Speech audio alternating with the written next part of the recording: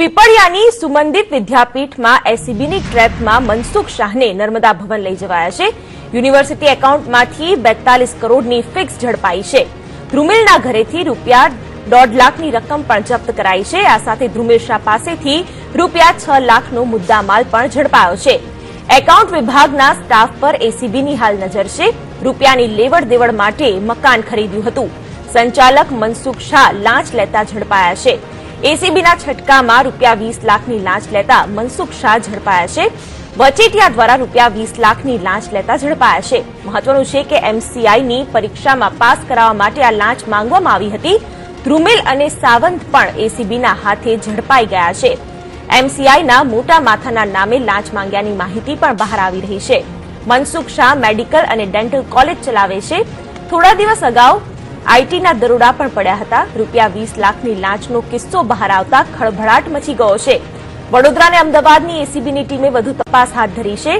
લાંચ લેવાની ઘટના બાદ એસીબીએ 4 જગ્યાએ સર્ચ પણ હાથ ધર્યું। મનસુખ શાહના નિવાસસ્થાન અને વચેટિયાના ઘરે સર્ચ ગઈકાલ સાંજથી ચાલી રહ્યું છે।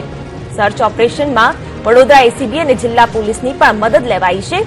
કરોડોની સંપત્તિનો ખુલાસો થાય તેવું પણ પોલીસનું અનુમાન છે। આ સાથે 50થી વધુ અધિકારીઓની ટીમ સર્ચની કામગીરીમાં લાગી ગઈ છે। મધ્ય ગુજરાતના 5 પીઆઈ અને 4 ડીવાયએસપી સર્ચની કામગીરીમાં જોતરાઈ છે।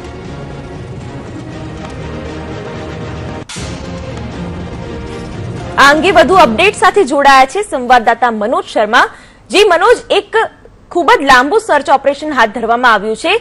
અગાઉ આઈટીના દરોડા પણ પાડવામાં આવ્યા હતા। ખૂબ મોટી મત્તા ઝડપાય તેવી પણ શક્યતાઓ જોવામાં આવી રહી છે। શું કહેશો સમગ્ર મુદ્દે?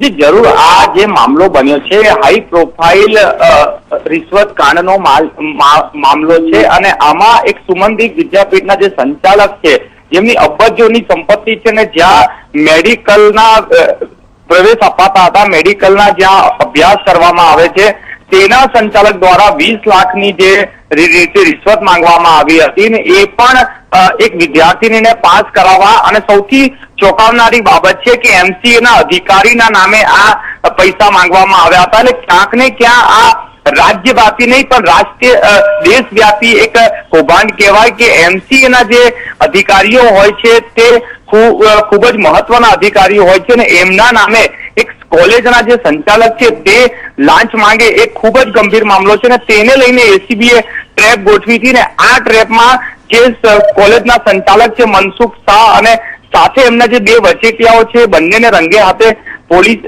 એસીબીએ ઝડપી પાડ્યા છે અને અત્યારે 16 કલાકથી પણ વધુનો જે સમય થઈ ગયો છે ને હજી પણ મનસુખલાલને જે એમના કોલેજમાં આખી રાત જે સર્ચ ચાલ્યું છે ને સર્ચ બાદ એમને સાથે રાખીને એમના અમુક એવા ઠેકાણા હશે કે જ્યાં એમને સાથે રાખીને હવે પોલીસ હજી પણ સર્ચ કરી રહી છે અને એ પોલીસ હવે તમામ જે એની જગ્યાઓ છે એમના જે ઘર છે એમના ફાર્મ હાઉસ છે એ તમામ જગ્યાએ સર્ચ કરી રહી છે કેમ કે ખૂબ જ મોટી આ રકમ બહાર આવે એવું પોલીસને જાણકારી મળી રહી છે। હાલ એમના જે બેંક એકાઉન્ટ છે તે પણ સીલ કરી દેવામાં આવ્યા છે। એમના જે ઘર છે અને વચેટિયાઓના જે ઘર છે તમામ જગ્યાએ હાલ એસીબીની ટીમ અને સ્થાનિય પોલીસની મદદથી ત્યાં આગળ પણ સર્ચ કરવામાં આવી રહ્યું છે। અત્યાર સુધીમાં જે માહિતી બહાર આવી રહી છે એમાં એમની બહુ મોટી પાયે જે એફડીઓ મૂકેલી છે તે સામે આવી રહી છે।